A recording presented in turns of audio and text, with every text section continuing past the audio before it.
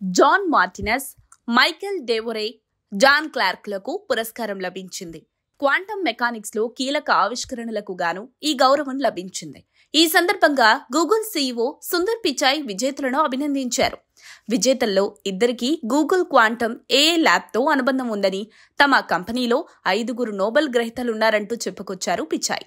2025 సంవత్సరానికి గాను భౌతిక శాస్త్రంలో ప్రతిష్టాత్మక నోబెల్ బహుమతిని గెలుచుకున్న శాస్త్రవేత్తలు John Martinis, Michel Devoret, John క్లార్క్లను గూగుల్ సీఈఓ సుందర్ పిచాయ్ అభినందించారు. క్వాంటం మెకానిక్స్ రంగంలో వారు చేసిన అద్భుతమైన ఆవిష్కరణలకు ఈ పురస్కారం దక్కింది.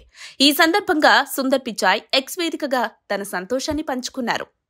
మైకెల్ తమ క్వాంటం ఏఐ ల్యాబ్ లో చీఫ్ సైంటిస్ట్ ఆఫ్ హార్డ్వేర్ కాగా, జాన్ మార్టినెస్ చాలా ఏళ్లు హార్డ్వేర్ టీమ్ కు నాయకత్వం వహించారని పిచాయ్ తన పోస్ట్ లో పేర్కొన్నారు. 1980వ దశకంలోనే వీరు క్వాంటం మెకానిక్స్ లో ప్రాథమిక పరిశోధనలకు పునాదులు వేశారని ఆయన ప్రశంసించారు.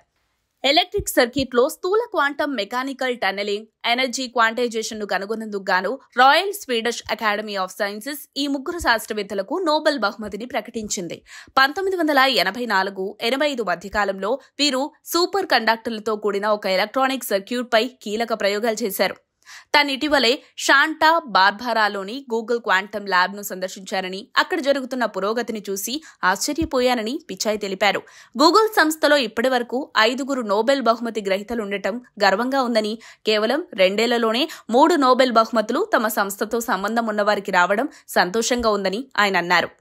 ప్రస్తుతం Michel Devoret Google quantum AI lab లో చీఫ్ సైంటిస్ట్ గా పనిచేస్తుండగా, ఏల్ యూనివర్సిటీలో ప్రొఫెసర్ గా కూడా ఉన్నారు. జాన్ మార్టినెస్ 2020లో గూగుల్ నుంచి వైదొలిగి 2022లో సొంతంగా క్వాంటం కంప్యూటింగ్ స్టార్టప్ ను ప్రారంభించారు. రియల్ లైఫ్ క్వాంటం మెకానిక్స్ ఎలా ఉంటాయో పరిశోధిస్తున్న మా నమో వేదిక క్వాంటం మెకానిక్స్ 100 years యానివర్సరీ సందర్భంగా ఈ ముగ్గురు సైంటిస్టులకు ఆల్ ది బెస్ట్ చెప్తూ, ఈ సందర్భంగా క్వాంటం మెకానిక్స్ లో పరిశోధించే సైంటిస్టులకు నోబెల్ రావడం అనేది ఇదే సమయంలో పరిశోధిస్తున్న మా నమో అభివృద్ధికి కూడా సంకేతంగా భావిస్తున్నాం.